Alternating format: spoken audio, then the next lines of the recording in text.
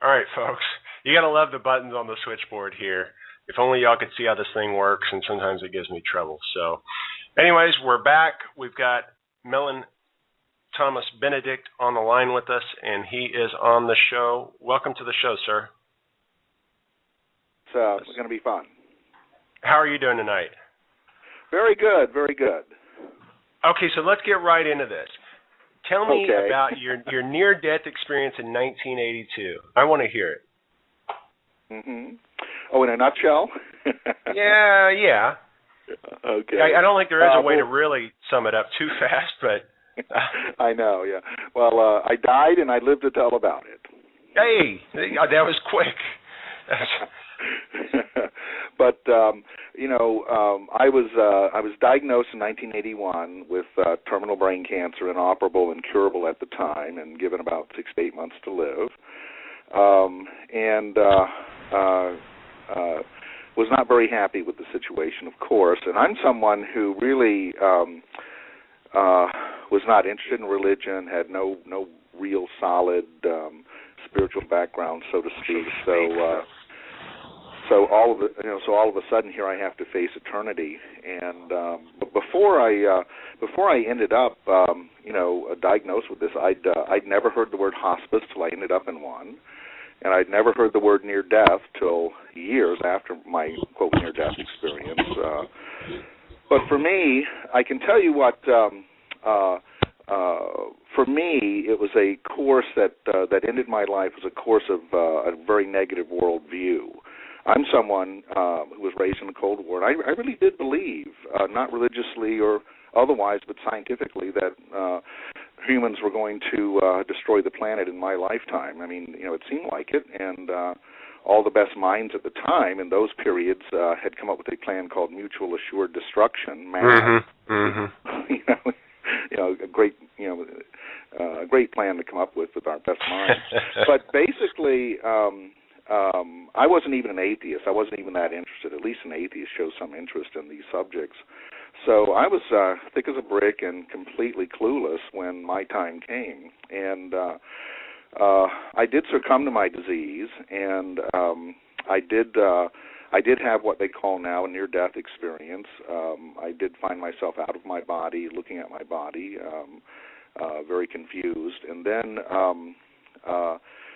with not knowing what to expect at all, I finally, and if people want to find the details, and go to my website for a lot more details, but I found myself in front of the light that everybody talks about. And I'm telling you, that was quite an experience, because I'm standing in front of this emanating source, this light, and I'm thinking, I guess I did what all non-believers and what all atheists say immediately is, "Are you God?" And and I thought, I'm in a lot of trouble. But I can tell you something very interesting. The light that we all go to and we all come from, that light knows you intimately. I mean, it is a fantastic experience. This light knows you. It speaks to you in your own metaphors. It speaks to you in a way that you personally will understand. And that is only filtered by your dogma, and even that, the light can speak to you in whatever dogma you're in. So for me, when I asked the light, "Are you God?" the light answered me back, "Who and what is not God?" And for me, I instantly understood that if I wanted to discuss God with you and describe God to you, I would have to name every single thing in the entire expanding universe, and that would take forever. So the best answer for me was, who and what is not God? It's all God stuff. We're all God stuff, that magic God stuff. And that began a conversation with the light that to me seems like it took a second, but it's taken some 30 years now to tell the whole story. And but there was no rush. The light and I had a great I had a lot of questions, a lot of negative questions too. And one of my very first questions to the light was, well, why would the universe, why would a God even bother creating humanity? Because I died thinking that humanity was a malignant cancer on planet Earth. I really did. see that. I can agree with that in some regards myself. So change me. Right, and I tell you what was a seed of my disease, because I saw this in what they now call a life review. I saw that back in the late 60s, I had seen a photograph put out by a well-meaning group, and it was an aerial photograph of the city of Los Angeles, and right next to it was a micro-photograph of a cancer cell, and they looked almost exactly the same. And it was in that moment that I had the thought, nature has gone wrong and created a malignant cancer on planet Earth called humanity. And guess what? Years later, thinking this and believing it, years later I manifested brain cancer.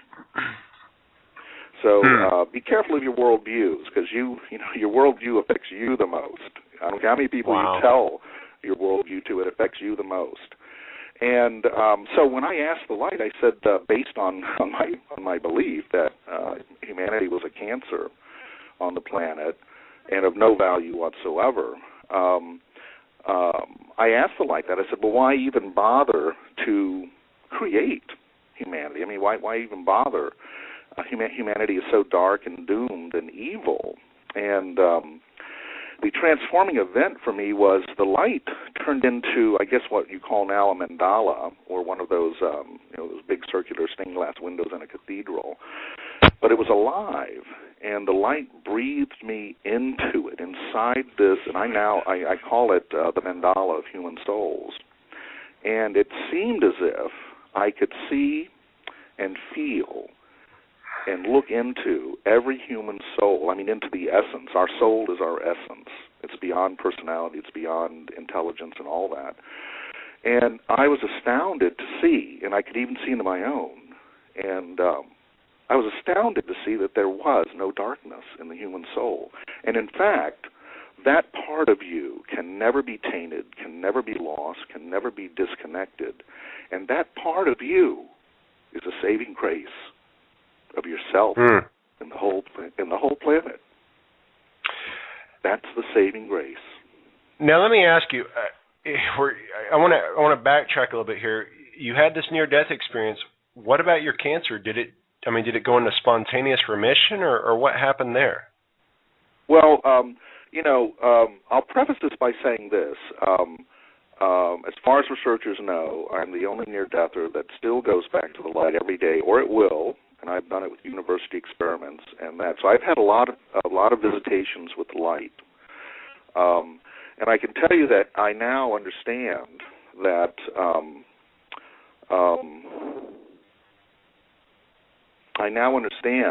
it at least three different levels. There's sort of a mythical level that we all live in our myths.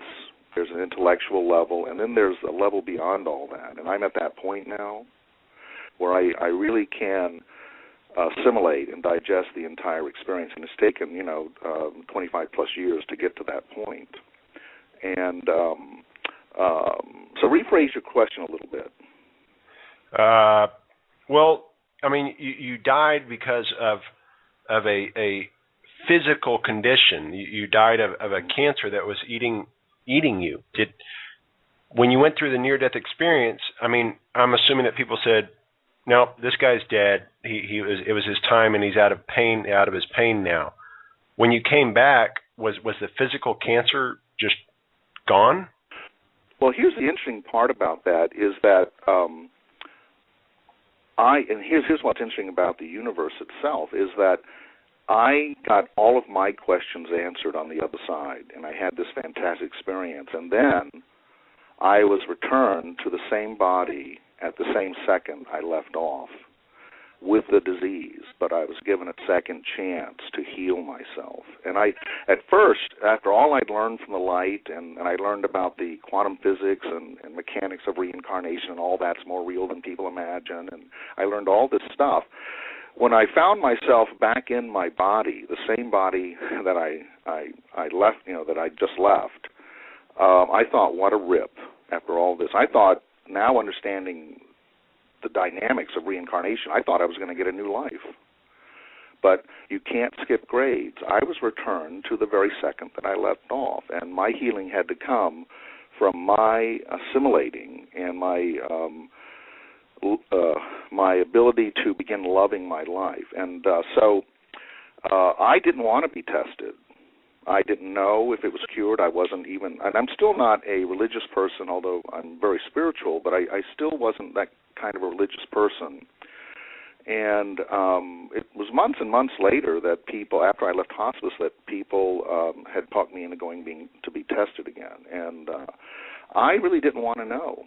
I mean, I didn't know how much time I had left. I didn't know if I was healed or not. I just knew that I had resolved so many of my issues that had made me ill in the first place.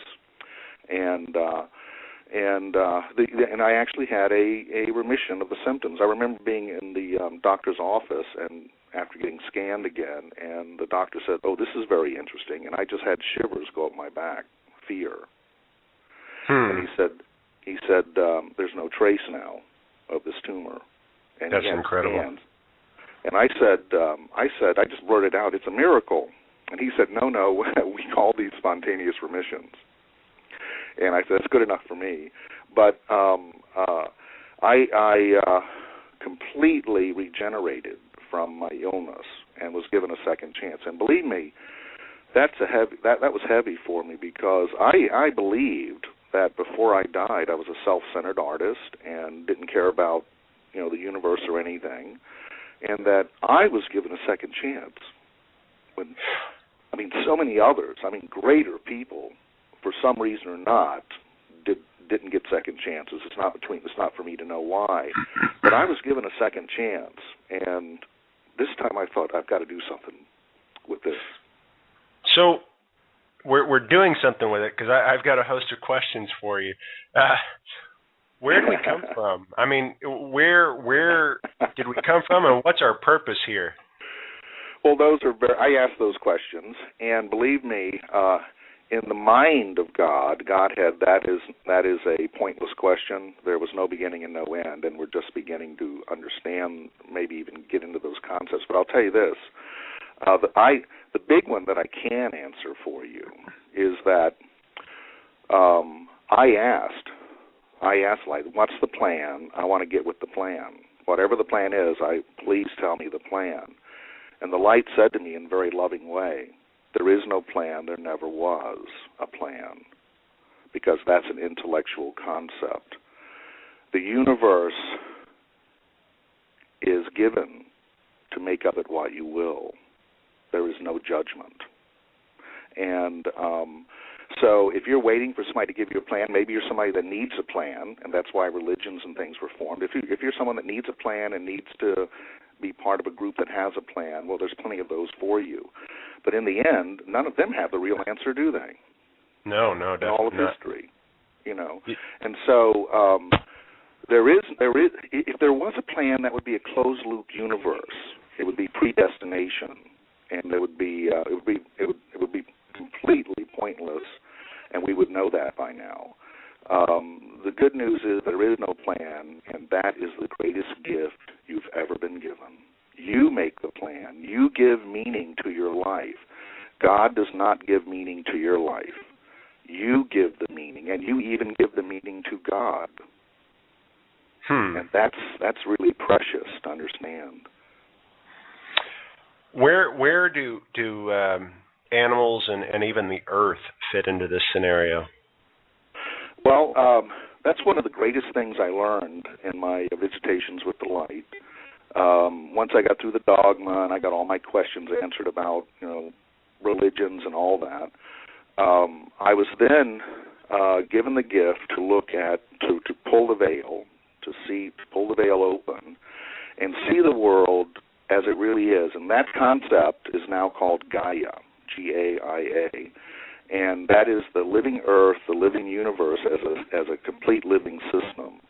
Humans are so young, we're like children in this system, and we're so young that we look out there and we think we created the universe. Yeah. We're very, very young. So the greatest gift I was given was to look at everything from the Gaia perspective. When the first astronauts got out in space on the way to the moon and took pictures of the Earth, they didn't see countries, they didn't see colors, they didn't see races, they didn't see religions. They didn't see animals. They didn't see humans. They didn't see trees. They saw a living planet that was alive. And we are a part of that and blessed to be a part of that.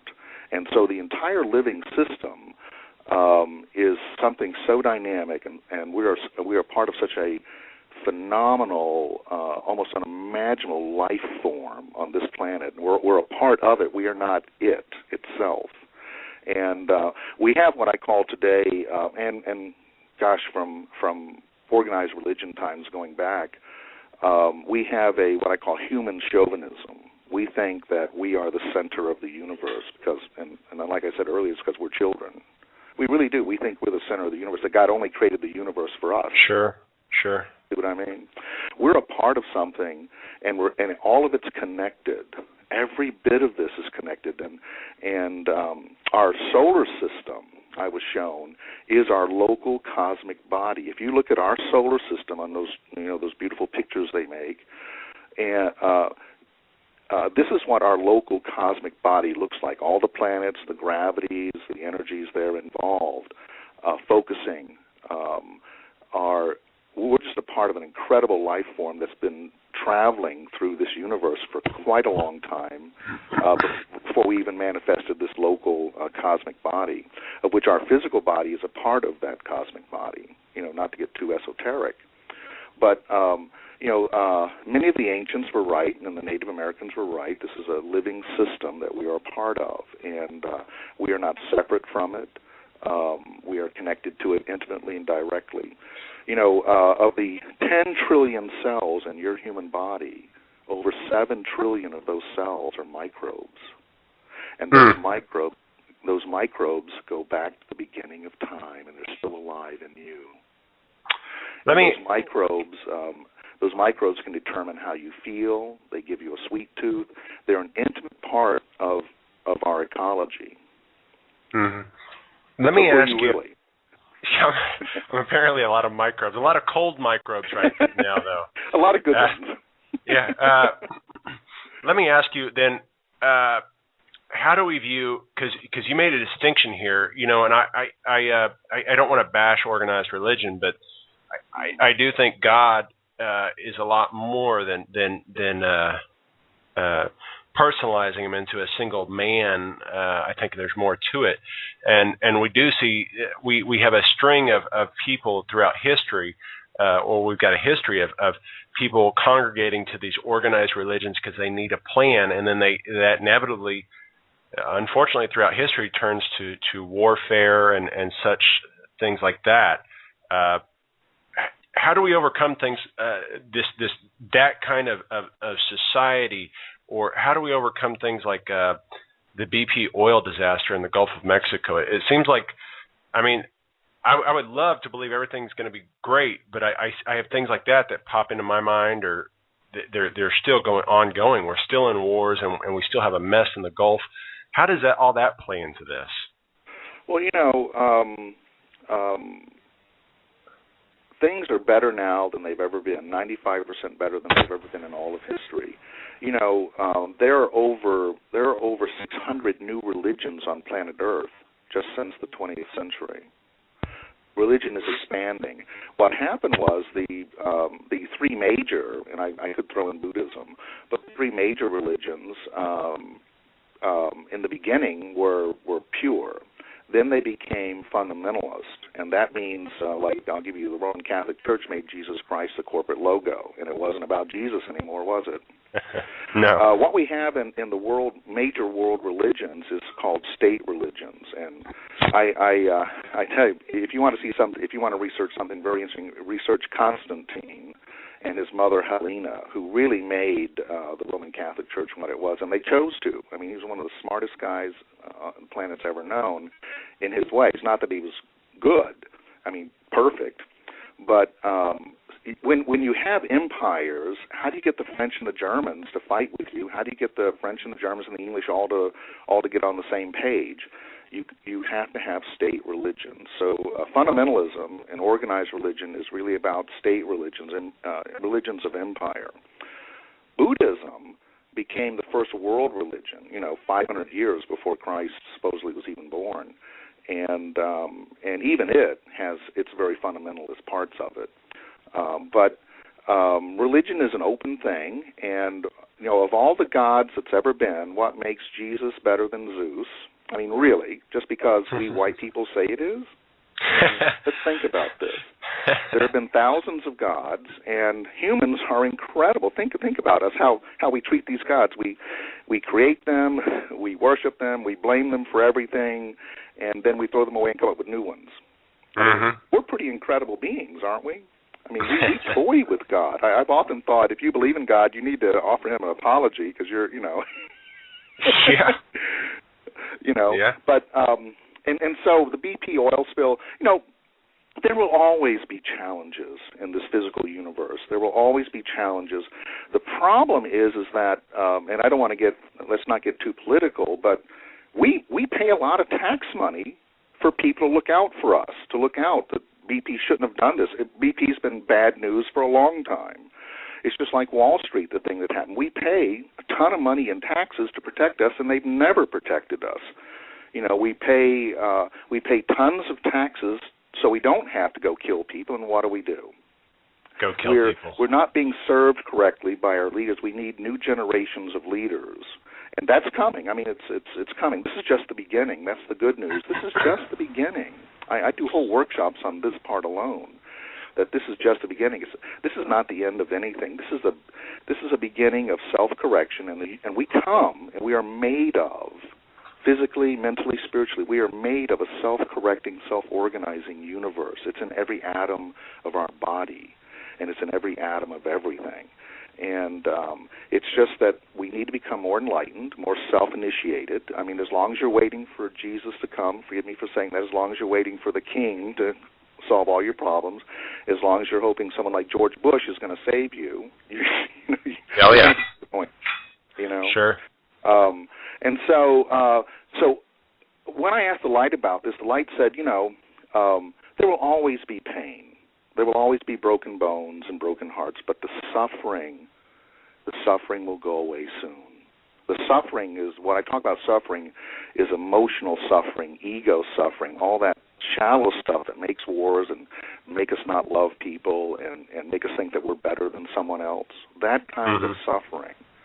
And also, the biggest step humanity will ever make is happening in our lifetime. And it's astounding to understand. For the first time in the history of the entire world, we're talking 4 or 5 billion years, this Earth has been forming. For the first time in this entire evolution, we are technically at a point right now today where we can feed, clothe, comfort, and educate every human on Earth and save the planet too. It's never been possible before. We are there now, becoming empowered. Yeah, we're touching on a zone of predictions and prophecies and what is happening to our world right now. Because let me give you some background. Open this conversation up. We've got 2012 looming on the horizon. We've got you can read across the internet. People are looking for call them signs of things to come, and we've got people across the world standing up to their governments. They're saying we want to change. There's some really what appear to be some odd things going on. Are the prophecies or some of these ancient cultures, are they right? Are we looking at a change of the ages coming up, or what have you been able to glean from this? Well, that's something I talk about a lot. I've had many visitations with the light, and I've asked about this. And what I was told is that we are coming to the end of prophecy. The prophecies will end in most of our lifetimes. The ancient legitimate prophecies, not the New Age cut and paste, copycat prophecies. All of the ancient prophecies have already been done. I mean, Armageddon happened in 70 A.D. Really, look at that. You're trying to say that's 2,000 years later? No, it doesn't happen that way. All the legitimate ancient prophecies are ending in our lifetime: 2012, 2020, 2040, 2060. All of the ancient legitimate prophecies end because their time is coming, and the world will not end. You see what I'm saying? It's the end of the world prophecies, which is a magnificent place to come to. And by this I mean all of these prophecies deal with the end of the world in some way. You see what I'm saying? Mm-hmm. The world is not going to end anytime soon. And by the time the world does end of natural causes, we will have star-seeded and colonized many planets. Now, there's a lot of prophecies dealing with Earth changes. What is your take on potential Earth changes occurring? Well, that's a great question, because from the Gaia perspective, what people don't have is a good sense of history, especially in America. Our schools are like 50th or some in the world that happened to our education system. So every time anything happens, the Americans think the sky is falling. But as far as Earth changes, there are always Earth changes. There always have been. There will be to the end of our time on planet Earth. But here's the thing: the last 10,000 years have been a gift. It's been so stable and so predictable that this has been a real gift that we've been given to arise and bring a new consciousness on the planet that will transcend biological limits, transcend time and space. This has been a beautiful time. 3,000 years ago, the Earth changes are always going on. 3,000 years ago, the Earth changes affected India, so everyone had to move out of the Indus Valley into central India. Look at the ancient civilizations that were 5,000 years old. There are always going to be Earth changes. This is not a static world. It's a dynamic world. The changes we're going through right now are so mild compared to what the Earth has already been through. And this has been a real gift to us. We're thousands of years overdue for an ice age in our regular cycle. To have an ice age right now with this kind of population on the planet, and we know now for a fact that once an ice age begins and the snow stops melting, you're going to have ice sheets to Texas in 20 years. Just think if we had an ice age come on right now, it would be the most disastrous thing that could possibly happen. But this may shock people, and we can follow up on it, because I believe in good stewardship of the planet. I believe we need electric cars. I believe in all of that. But did you know that from the first human fire to driving your car to work today, you're holding off the next ice age as part of the Gaia plan? It's part of the Gaia response. And we are holding off an ice age, and we will not have one as long as we will not have another ice age before we can star-seed other planets. It's an incredible thing that's happening in a natural system. This is beyond intelligence. Now, I want to back up, and I need to clarify. This is somewhat of an interactive radio program. I take questions from the SHTF11.com mini chat, and one of our members, Live and Learn, wants to know more. Do you still have experiences with the light, and can you tell us a little about do you have to go into a meditative state? Are you actually in body, and can you give us some descriptive details possibly on your experiences there? Sure. First and foremost, I have been going back to the light daily, or more so if I want to, since my near-death experience. I've been tested at universities on this. I can go back to the light, retrieve useful information. For me, in the beginning, the first couple of years after my near-death experience, it was like this light would shine on me, and I would be taken out of my body, and it would scare me because, leaving your body means you might be dying. And the light would come and take me, and I would have these conversations with the light, and then the light would return me. While I was with the light, I could see my body, living, and I could see my body was okay, but I was with the light, and I developed a relationship with the light to this day, where every time I visit the light, I ask the light, is there something I can bring back to help? Something testable, real. And so that turned me into an inventor. That's how it affected my life. I was coming back with all these answers. I've been tested on this. I can bring back useful information, genetic codes, whatever. And I've been doing that ever since. I do it every day. I can do it more than, it's not just once a day. But I can tell you this, you don't have to die to do this. I mean, I was thick as a brick. I did everything the hard way in those days. You do not have to die to do this. You can do it through meditation, self-hypnosis. But what happens with people is, I tell people, going to the light is not, I don't think it can be taught, but it can be learned. There's a difference. And going to the light is more like music than an intellectual activity. It's more like music, and the more you do it, the better you get at it. But how do you know? So many people visit the light, and they don't believe they visited the light. And I say, when you're with the light, ask for something you can test and bring back. That's what I've done. And so people say, well, Mellon, how do I know what you're saying about the other side is all real and everything? I said, well, I've spent my life bringing back testable information that has given me confidence to know that my source is a productive source. It is the source of my life, and it gives me answers to things that are very useful on the planet today. So I suggest whatever you're doing, because how do you believe it unless you can test it? You see what I mean? Unless you're one of these true believers that, you have blinders on, you want to believe anything you're told. Well, there's a lot of those people too. I'm just not one of those. I guess my name Thomas really relates to, Thomas of the Bible was the ultimate skeptic. Remember when Jesus reappeared and all the true believers were all weak-kneed and, in ecstasy, he had to walk up and touch it. Now, a true skeptic, of which I still am today, I'm still a true skeptic today.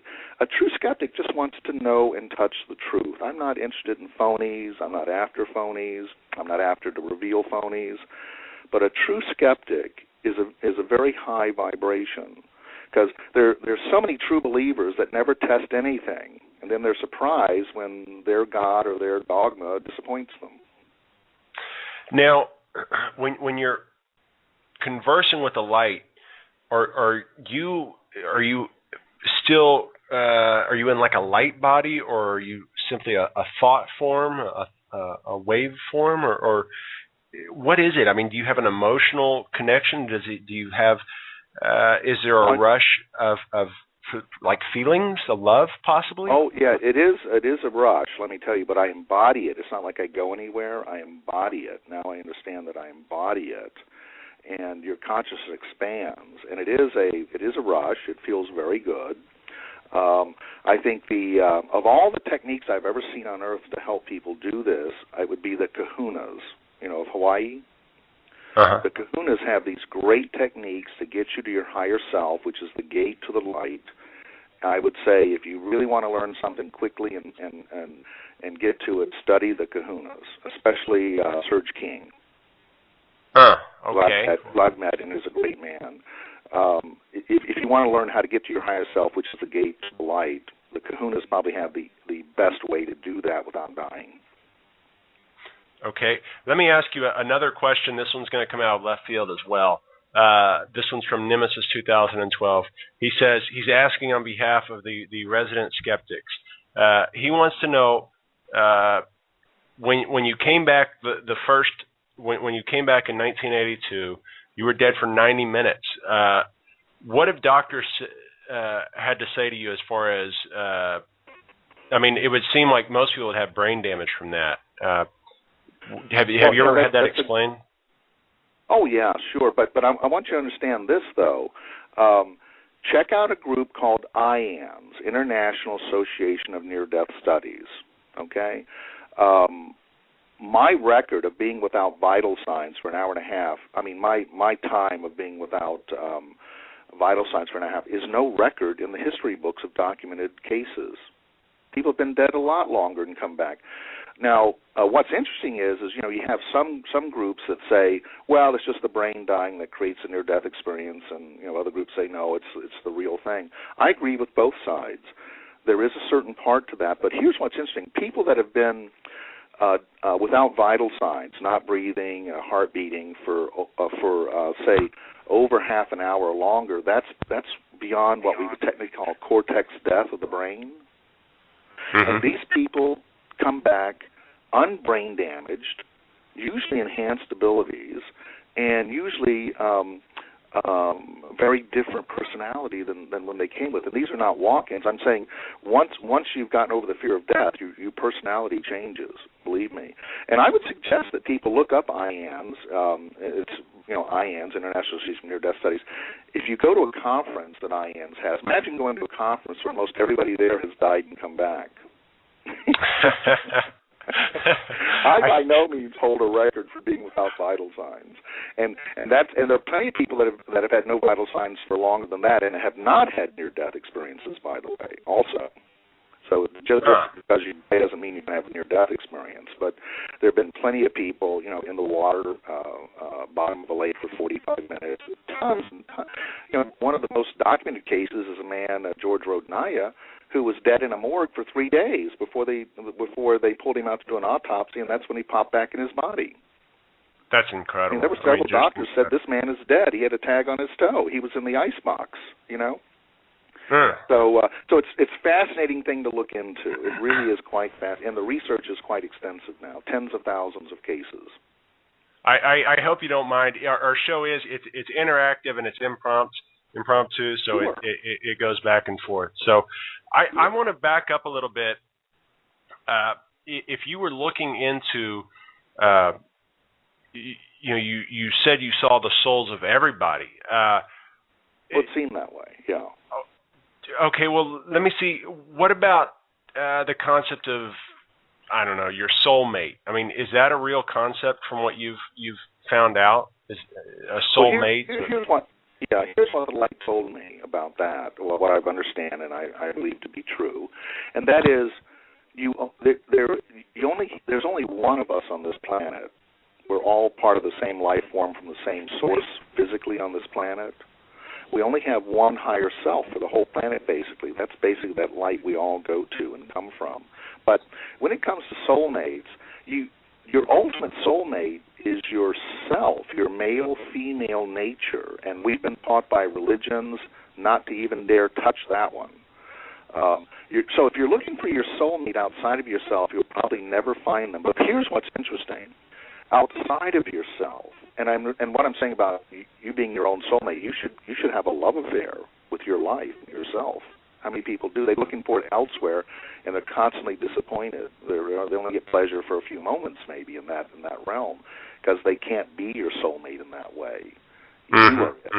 Now, what's interesting about outside of that is we have life mates and playmates.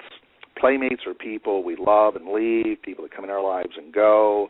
Life mates are people we decide to do the long walk with. We decide to marry them or have children with them. These are people. These are life mates. So the whole soulmate thing is really kind of out of skew. You are your own soulmate, and when you've got to get that part of you happy and right. And when you do that, you will find your life mate, and you will find many, many playmates in life. Now, playmates and life mates come in two forms, positive and negative. Don't think it's all, how many times you fall in love with someone and think this is my soulmate, and it turns out to be hell. Yeah, psycho, yeah. So so when you're highly, I could go on and on about soulmates, but let's move on. Well, no, actually, this is on par. This one comes from Live and Learn as well.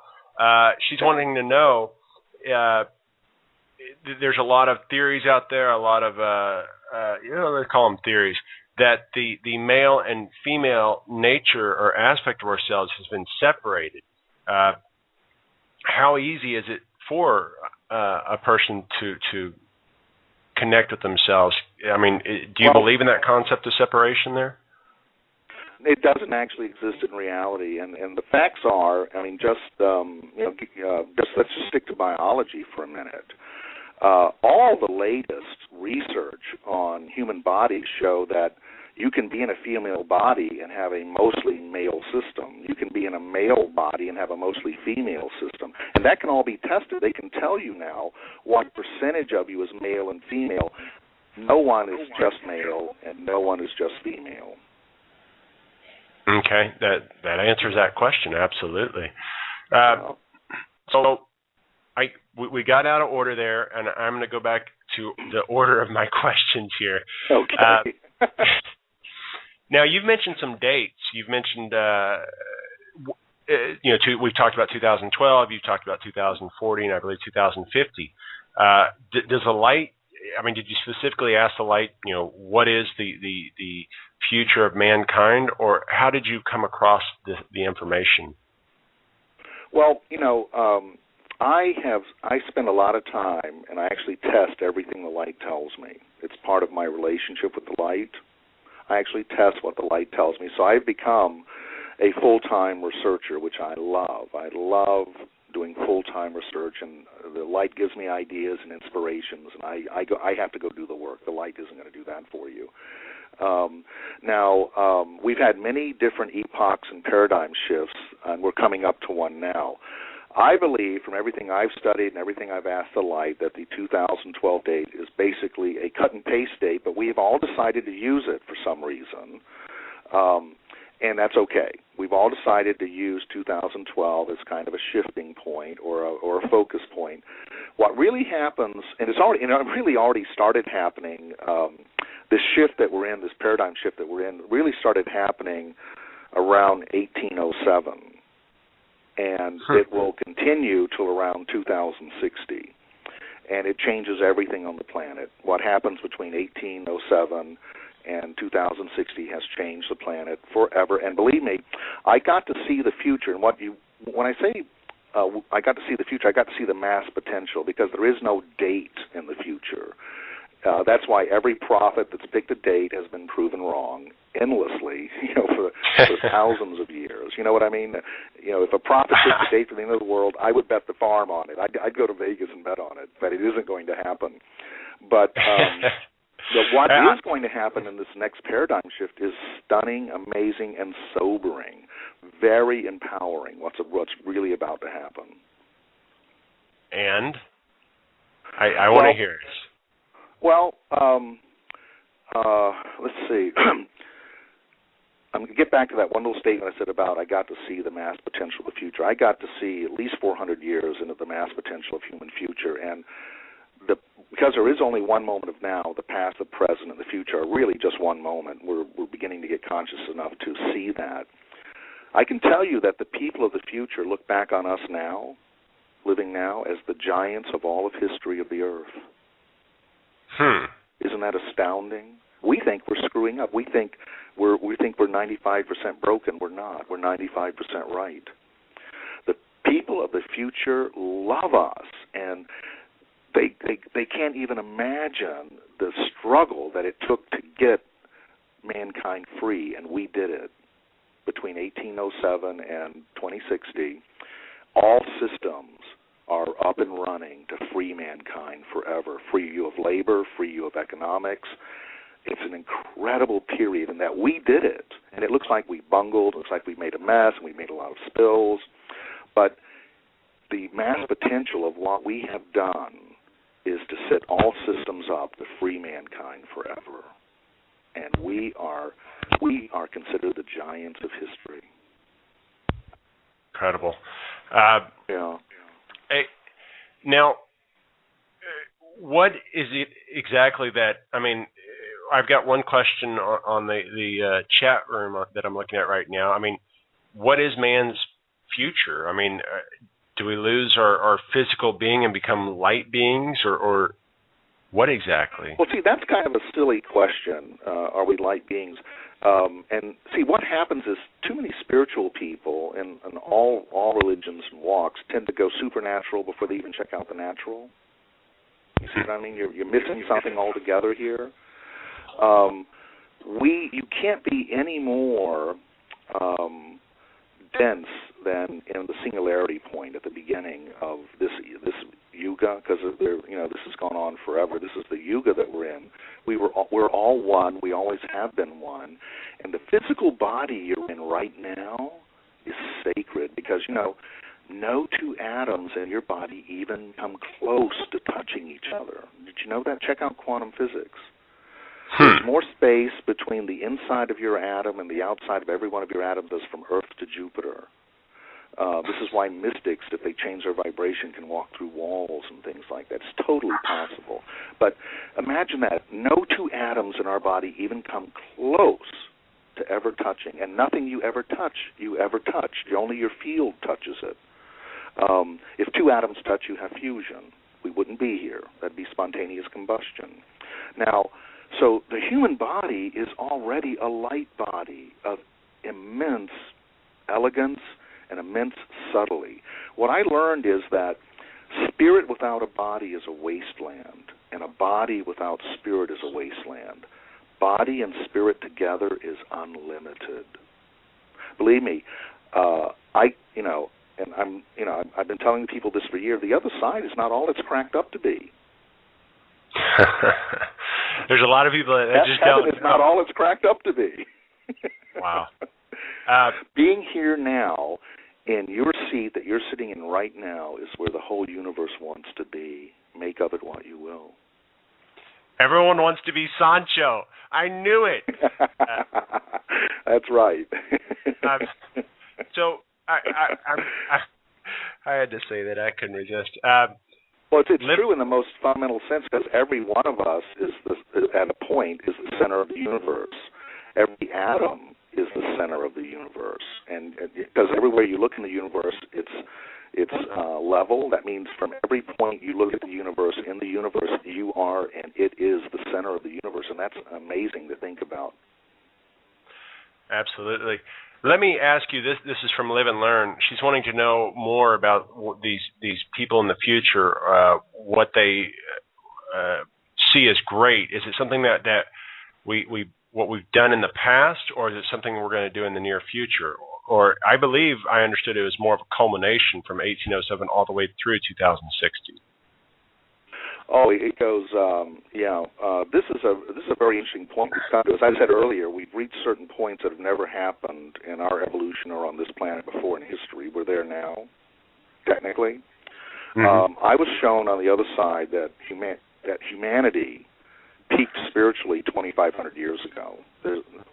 And also the oversoul and the Godhead is growing. Nothing is set. It's all expanding and evolving. 2,500 years ago, and this will come around to the whole point in a second. 2,500 years ago, our oversoul expanded to the next level, and suddenly all religions on earth changed. And these thoughts came in. That's when the humanity, for the first time, truly plugged into universal consciousness. And universal consciousness is timeless. It doesn't rust. You can't improve upon it. Give it up. So thoughts like, and this all happened 2,500 years ago. We peaked spiritually. 2,500 years ago, thoughts came into humanity that God is loving. Thoughts came into humanity like, do unto others as you would have them do unto yourself. Can you improve upon that? You can paint it. You can put it in a different building. You can put a different logo on it. You can paint it different colors. You cannot improve on it. And so we have to get past this industrial mentality that we have of new and improved. Always the next guru knows more than the last, and that sort of thing.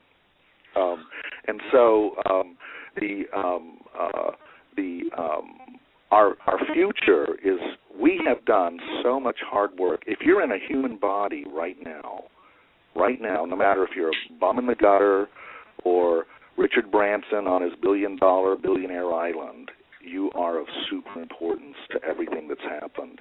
If you're in a human body right now, that means you personally have made your way all the way through the beginning to this moment. You have been everything this planet has ever been and everything the universe has ever been to this moment.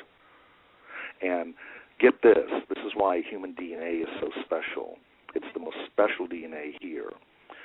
And we're the only beings that do this, by the way. Every time you are incarnated again and your mother carries you in her belly for 9 months, look on the internet for these pictures. They're all there. The pictures are better than ever. You start out as a single cell and you go through all of evolution of the entire Earth. You're a dinosaur, you're a dolphin, you're this. It's all there.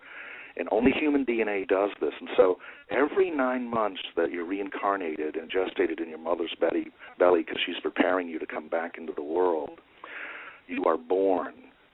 And you, in your life, whether it is a great life or a simple unknown life, you then carry everything one step forward. Wow. That's a heroic journey, isn't it? Absolutely. And it's all important. It's all important. And we, all of us, if you're in a human body, you have done that. You have been on the long walk. Tell me, I mean, when we die, is there another realm we go to live in, or do we come right back? Well, first of all, we don't die. That's the most interesting thing of all. I mean, that is an amazing revelation to finally understand. We don't create life. We don't take life. Life is a given. And so when you're making a baby, you're making a body for life to come into. When you kill somebody, you haven't killed life. You have interrupted their incarnational experience. You've interrupted their family experience, and that is not good. But you have not killed anybody. That doesn't justify anything. But as we you got to keep me focused here. I'm getting kind of spacey. No, it's interesting. The question. No, you got to keep me focused. Yeah. Okay. Keep you focused. When I start bringing in all this light, I can go anywhere. Okay. The question is when our physical body says it's done and your heartbeat stops, do we go somewhere else to live, or where do we go after we die? And then do we come back? When do we come back? Sure. As I learned on the other side, reincarnation is more real than anybody imagines. And forgive me for saying this, but the spiritual explanations of reincarnation are rather flimsy. But the quantum physics and mechanics of reincarnation are solid. You know, everything reincarnates. When stars die, they create new stars. And there are multiple forms, redundant forms of reincarnation. Did you know that when you have a child, you have biologically reincarnated, you know, in that way? Reincarnation, and because we're all the same being, all humans on Earth are the same human. We're the same being, and once you realize that, you know, that's where that do unto others as you have them do unto yourself really becomes important. But all humans are the same being. So when I've had many people say, I've decided not to reincarnate. I don't like the body. I don't like this world. Well, technically speaking, from what I've learned, for you to say that you're not going to reincarnate in the natural cycle with the rest of us is very much like you wake up one day, your foot's talking to you, and your foot says, you know, I'm going to Cleveland. I'll see you later. Very unlikely. No, we're all in this together. We're all part of the same being, and we all need each other.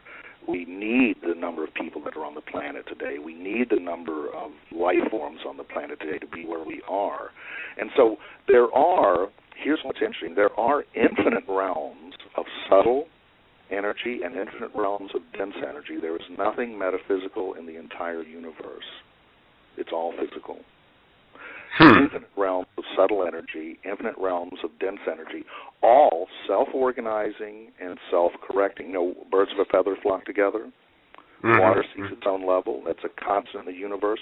When a star blows up, it creates all the heavy metals, and gold ions attract gold ions, and iron attracts iron. And it's the same principle, by the way, is exactly why you have dust bunnies under your bed. It's ionic attraction. It's the same way a universe is made. It happens under your bed. So maybe you know, you got to be careful with those dust balls. There could be a little universe there. Well, let me ask you. Okay. When you know, at the moment of conception, you know, you have the moment of conception, you have the gestation period, and then you have birth. If you were taking a shot in the dark, when does a soul come into a body? Well, soul is, and there's only one soul. So imagine a life form that's expanding like a living lotus, opening, and every petal, you know, is you and me. And a soul is always there. And it depending on what planet or what system or what dogma you're born into, that soul gets a personality or a dogma on it. But basically, that's a given principle of the whole universe. I mean, it's there. And so basically, imagine there's only one human on the planet that keeps expanding. You know, the universe is expanding, consciousness is expanding. You, the grand human being, the one life, is expanding. And look around you at how many of you there are. And the more eyes we have, the more hearts we have, the more brains we have, the more hands we have, the more expanded we become, until we get to a point like we are today where we can actually be free of the old karmas of having to work ourselves to death. I tell people that the future is not about work. That time is coming to an end. It's, for many of us, it's as close as our next 1 or 2 incarnations. It's that close. Don't blink, you'll miss it. It's that close now. The future is not about work, and all the machines that we've created and all the technologies and all the education that we've created is coming to a magnificent point here. Well, we're there technically right now, where the future is not about work. We're not meant to be industrial animals. That was only a small blip on the screen that really set mankind free. The future is non-industrial. So in my workshops, I have exercises where I go, now start thinking about your next life, and start thinking about a life in which you didn't have to work to pay the rent or buy food or travel. What would you do with your life then? Isn't that a new way of thinking? And that's what we're coming to. You're not supposed to work forever. You're not supposed to be caught up in a factory forever. We're going to be free of that. And the machines that we've created and put our spirit into are going to free us. Don't worry about that. New economies are being formed all around us. Sometimes people say, well, I don't get it, Melvin. Who's going to do the highways and who's going to turn on the water? And, I have to tell you that those of us right now that are especially over 40 or 50, we don't have that answer. But you know who does? They're right in front of us. Have you ever noticed, and I think people resonate with this, that our children don't seem to be interested in working anymore? Oh, yeah. Yeah. Our children are bringing in the answers. And by the way, I have to tell people, just remember something when you're looking at your child. More than likely, that child will be your parent in your next life. So treat them that way. You're looking at your next parent. Well, I've got to ask. My concept of work. My concept of work is like you said. It's about making sure that life flows, so I have food in my refrigerator, and the trash gets taken out, and the toilet will flush. How do you see life changing that those would not? Well, I'll give you an example. We are products of the Industrial Revolution. This is kind of all we know right now. And our education system is still set up on the very first principles of public education at the beginning of the Industrial Revolution. That is to produce producers and consumers. And that's what our basic education system is set up for to this day. That is running out. I have to tell people there will never in history of the world be as many jobs as there was once before. That time is over. It's over. And yes, if you've lost your job and you're struggling, and believe me, I've been almost homeless 3 times since my near-death experience. So I know how fearful it can be. And but what's coming is in the future where you don't have to work for life. Now, there's always going to be people that like to work, and there's always going to be people that don't feel the need to work. That's fine. There's always going to be enough alpha types, believe me. But with the systems we have today and what they're going to become in the near future, your life will be one of which, and that's why I get people to start thinking about this. What would you do with your life if you didn't have to pay rent, if money was not a problem, and what would you do with your life? That's what the future's about. That's what we're coming to. We're like right now, we're like a caterpillar that's eating every leaf on the tree, and we think we're ugly and we think we're a caterpillar, but we don't realize that caterpillar is about to become a butterfly. What do you think about? Let me ask you on that concept. There are some wild theories roaming around that mankind's full potential is going to manifest soon, and that we literally could have. I'm just going to give it a bad word here as far as summing it all up, but superpowers, telepathy or teletransport or teleportation. What do you think about that kind of stuff? Well, it's interesting, and we're not anytime soon going to come into our full powers. I mean, that's it's going to take forever. But certainly we have examples, and I've spent many years traveling around the world filming manifestors and people like that. I have a great film collection of these kind of people that can actually manifest. So we know it is technically possible. People can do these things. People can. There are healers I know that can grow new teeth for you, and there's I've worked with great manifestors that can manifest anything you want in your hand in front of you, without trickery. And so we know. For me, I've always looked at this as the new physics that's coming in. If it happens in flesh, whether it's healing or manifestation, there is a higher physics involved here. And I've often said, and believe me, God, I use the word God as a very loose word, but to me, God's magic is physics. The rest is hocus pocus. Go to Vegas. You know, everything, and you know, if everything you have right now today, from this telephone you're talking on to your car, was considered impossible. Flying. Just imagine if you went back 5,000 years to Egypt, you would be a god. So what about superpowers? You see what I'm saying? What more do you want? I mean, what more do you want? I mean, it's like, get over it. You're there. Yeah, I can hear you there. It's that industrial mentality where things are always supposed to be bigger, better, newer, shinier, and we're coming to the end of that. We're coming to sustainable. We're coming to universal presence here, a universal awareness of the eternal moment of now.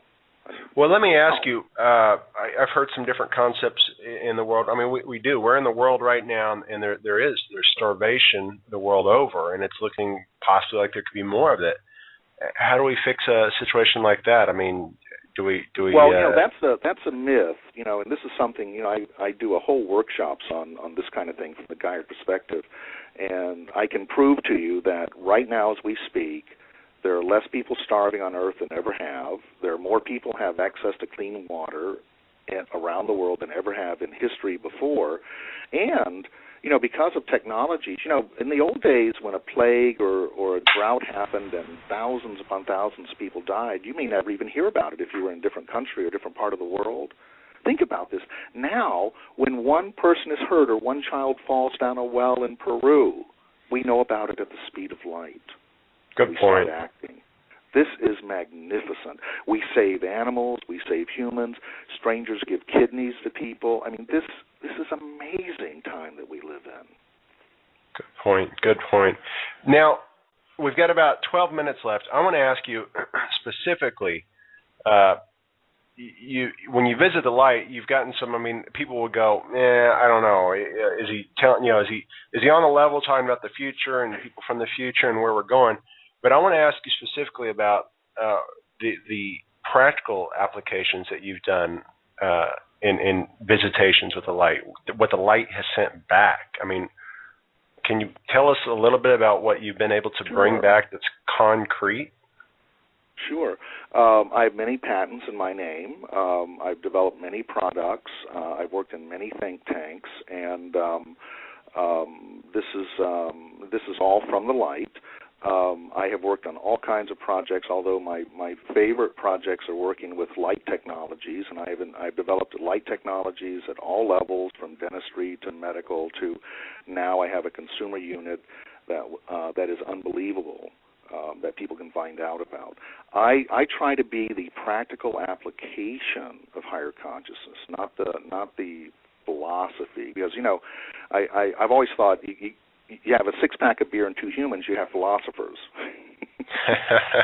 You know, give us something we can patent and test. And, you know, if you don't mind, if people want to check out a website called Light Health Research, you'll see one of my inventions that's ready for the public now. All right. Yeah, I went and actually looked at that. It was pretty cool looking little. Yeah, check it out. And, you know, we come from light. We're all about light. All the food we eat is about light, and we return to the light. It's all about light. And this is one of the main things I learned on the other side about regeneration and healing of the human body. Let me ask you. I've got a question I was putting off because I didn't really know where to put it. I don't know. I don't even understand the answer to the question. But is there can you give us a difference in your opinion? Tell us if there is a difference, or if it is the same thing, then just so be it. But between a soul and spirit, is there a difference between soul and spirit? Well, here's the interesting. Our young minds, and humans are kind of we have the oldest DNA on the planet, but we are the youngest species on the planet. We are truly children, but we have the most ancient DNA. And when it comes to that, rephrase that question a little bit. Well, let me think how to put this. There are some people that believe that some people have, or let's say we all have souls, but that possibly there's something, spirit, that's something more. That is at least how I understand it. Yeah, and that need for more is, that's something we've just, that's eternal. The need for the universe wants to expand, so do we. The problem is that humans, especially, split hairs to infinity. You know what I mean? We split hairs to infinity, and it may be the same hair. It can be matter, depending on who you're talking to. It could be somatics, or it could be much more than that. But there is only one life we're living. I call it the great life. There's only one life we're living that involves all of this at every level, and we're there now.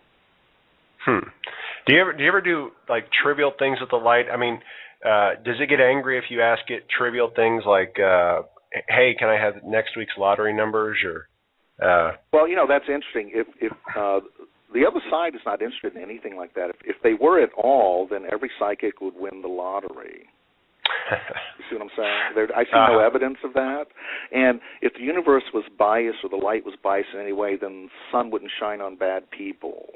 You know what I mean? It's completely unbiased. And, you can go to the light, get inspiration, get ideas, but you have to do the work. You have to bring it back and embody it. And some people just want some kind of magic trick from God or the light, And so if that's why, you don't see psychics on any kind of predictable basis winning the lottery or anything else. And also, for every idea that I've gotten, I had to go out and do the work, manifest it, raise the money, and it's like I love that old saying that what happens after enlightenment? Chop wood, carry water. But the chopping the wood and the carrying the water suddenly isn't work; it's enlightenment, and I think a lot of people are looking for an easy way out. I think a lot of people want God to be a diaper changer for every time they crap in their pants. And absolutely. The other side just isn't about that at all. And but healing, inspiration, ideas, it's limitless. But some of it we got to do ourselves. Does the light ever give you, I mean, you've mentioned that you've asked the light a lot of questions, but does the light ever give you a powerful, you need to do this, whether it's a specific task or contacting a specific person? Yes, absolutely. I get very specific sometimes. Also, it depends on who you are. Now, I love humor and I love art. And so I get a lot of comedy bits. I've written whole comedy bits based on my visitations with the light. I've got a great one where Tony Robbins is now the life coach to Jesus Christ.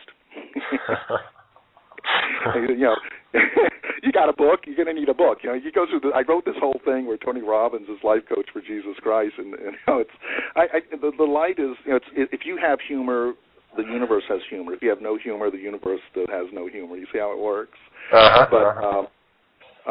But also, I have a lot of fun with the light. I really do. I have so much fun with the light. And the light has, kicked my butt a couple times. I'll tell you, one time where I almost went homeless because people had embezzled money out of the company, and the company went broke, and I was destitute. And I'm sitting on the beach one day, completely broke. I'm about to be evicted from my home. I'm sitting on the beach, going, "Woe's me!"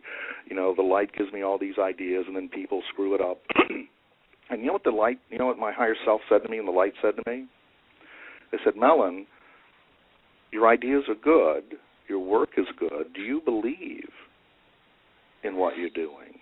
And I said, yeah. And then the light said, Mellon, you have to believe in it more than God. Think about that. If you don't believe in it, do you expect God to believe in it?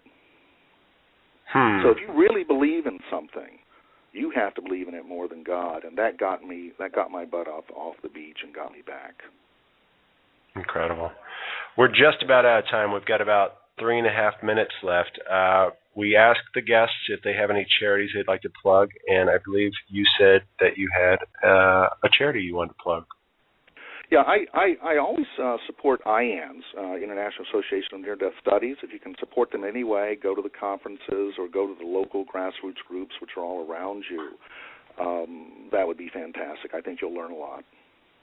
Do you like conference with them or network with a lot of other near-death experience people, near-deathers? Sure. And they have conferences several times a year. All the local groups, see if there's a local group near you and go hang out with these people. It's really, really, really important stuff, and it's fun. I could listen to people's near-death stories all day, and they're all different because we are all different, and we add that difference. Our being different adds to the whole diamond of this universe that we are. We're all facets of this great diamond. That's incredible. Well, we're out of time. Will you give us your website again and tell us what do you have coming up in the near future? Well, I'm kind of I don't tour that much. I hope to do more seminars and things like that. My website is www.mellon Thomas.com. mellonthomas.com. All right, folks. You got to love the buttons on the switchboard here. If only y'all could see how this thing works, and sometimes it gives me trouble. So anyways, we're back. We've got Mellon Thomas Benedict on the line with us, and he is on the show. Welcome to the show, sir. It's going to be fun. How are you doing tonight? Very good, very good. Okay, so let's get right into this. Tell me about your near-death experience in 1982. I want to hear it. Oh, in a nutshell? Yeah. Okay. I don't think there is a way to really sum it up too fast, but... I know, yeah. Well, I died and I lived to tell about it. Hey, that was quick. But I was diagnosed in 1981 with terminal brain cancer, inoperable and curable at the time, and given about 6 to 8 months to live.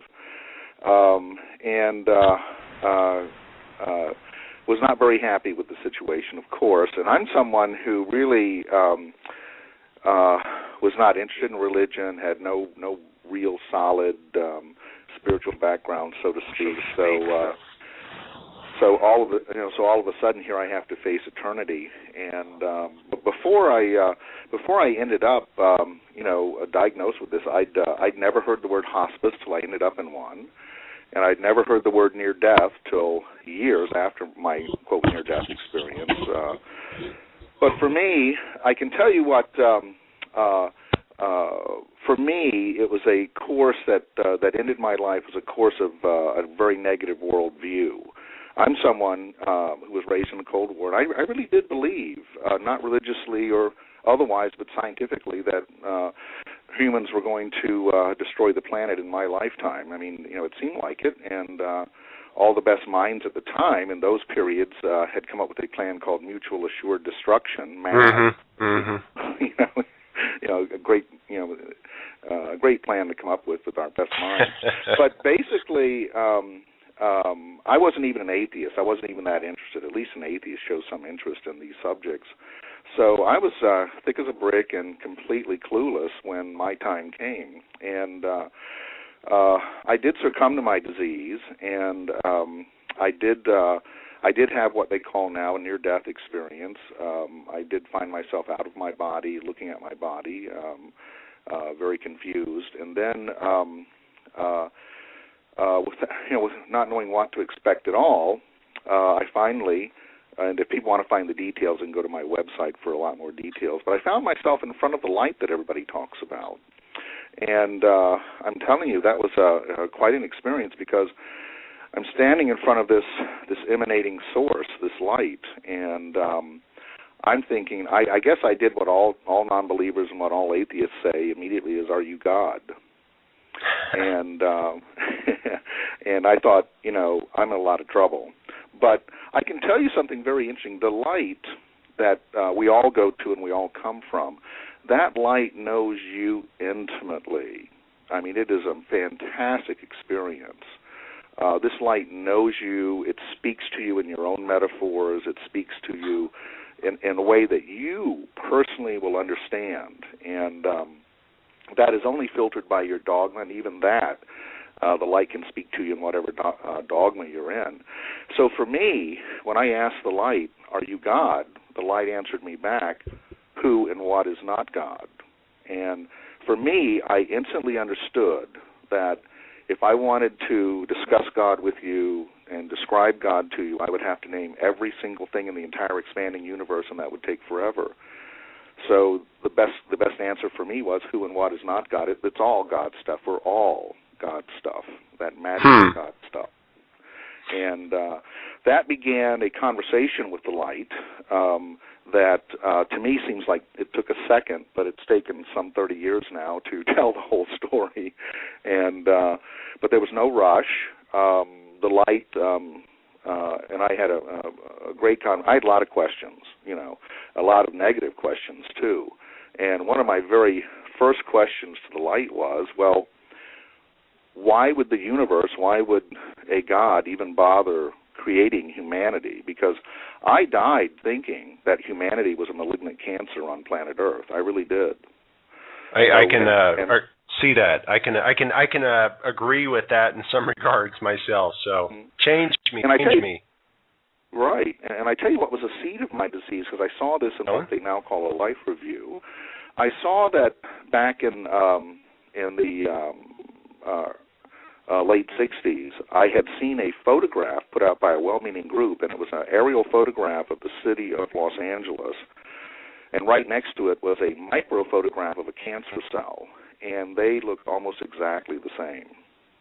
And it was in that moment that I had the thought, nature has gone wrong and created a malignant cancer on planet Earth called humanity. And guess what? Years later, thinking this and believing it, years later I manifested brain cancer. So be careful of your worldviews, because your worldview affects you the most. I don't care how many people you tell your worldview to, it affects you the most. And so when I asked the light, I said, based on my belief that humanity was a cancer on the planet and of no value whatsoever, I asked the light that. I said, well, why even bother to create humanity? I mean, why even bother? Humanity is so dark and doomed and evil. And the transforming event for me was the light turned into, I guess, what you call now a mandala, or one of those, those big circular stained glass windows in a cathedral. But it was alive, and the light breathed me into it, inside this, and I call it the mandala of human souls. And it seemed as if I could see and feel and look into every human soul, into the essence. Our soul is our essence. It's beyond personality. It's beyond intelligence and all that. And I was astounded to see, and I could even see into my own, and I was astounded to see that there was no darkness in the human soul. And in fact, that part of you can never be tainted, can never be lost, can never be disconnected. And that part of you is a saving grace of yourself and the whole planet. That's the saving grace. Now let me ask you. I want to backtrack a little bit here. You had this near-death experience. What about your cancer? Did it go into spontaneous remission, or what happened there? Well, I'll preface this by saying this. As far as researchers know, I'm the only near-deather that still goes back to the light every day, or it will. And I've done it with university experiments and that. So I've had a lot of visitations with the light. And I can tell you that I now understand that I now understand it at least three different levels. There's sort of a mythical level that we all live in our myths. There's an intellectual level, and then there's a level beyond all that. And I'm at that point now where I really can assimilate and digest the entire experience, and it's taken 25 plus years to get to that point. And so rephrase your question a little bit. Well, I mean, you died because of a physical condition. You died of a cancer that was eating you. When you went through the near-death experience, I mean, I'm assuming that people said, "No, this guy's dead. It was his time, and he's out of his pain now." When you came back, was the physical cancer just gone? Well, here's the interesting part about that is that here's what's interesting about the universe itself is that I got all of my questions answered on the other side, and I had this fantastic experience. And then I was returned to the same body at the same second I left off with the disease, but I was given a second chance to heal myself. And at first, after all I'd learned from the light, and I learned about the quantum physics and mechanics of reincarnation, and all that's more real than people imagine, and I learned all this stuff, when I found myself back in my body, the same body that I left, that I just left, I thought, what a rip after all this. I thought, now understanding the dynamics of reincarnation, I thought I was going to get a new life. But you can't skip grades. I was returned to the very second that I left off, and my healing had to come from my assimilating and my ability to begin loving my life. And so I didn't want to be tested. I didn't know if it was cured. I wasn't even, and I'm still not a religious person, although I'm very spiritual, but I still wasn't that kind of a religious person.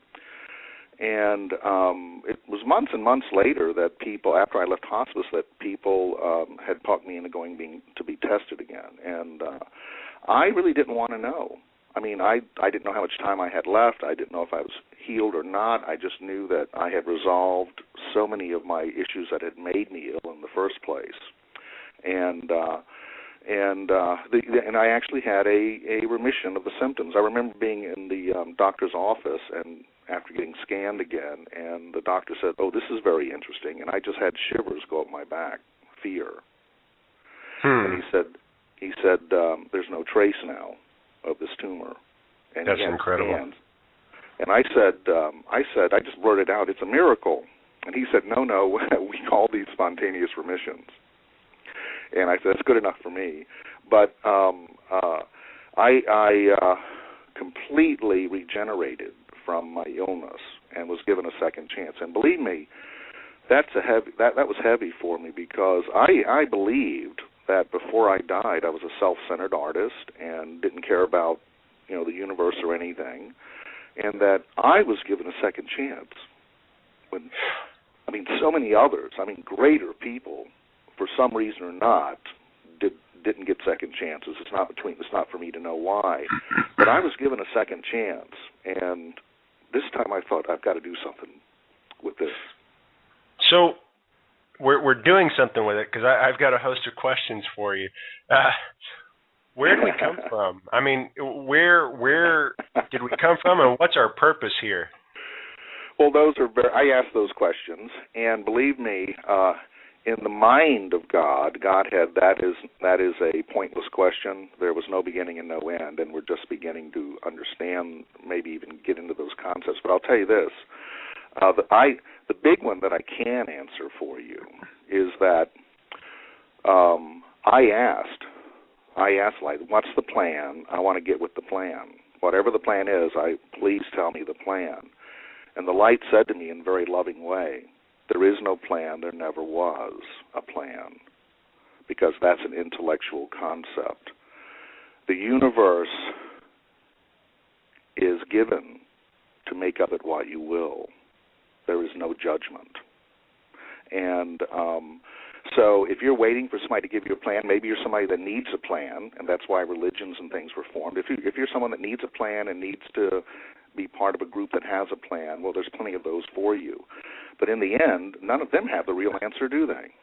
No, In definitely all of not. history, you know. And so there is. If there was a plan, that would be a closed-loop universe. It would be predestination, and it would be completely pointless, and we would know that by now. The good news is there is no plan, and that is the greatest gift you've ever been given. You make the plan. You give meaning to your life. God does not give meaning to your life.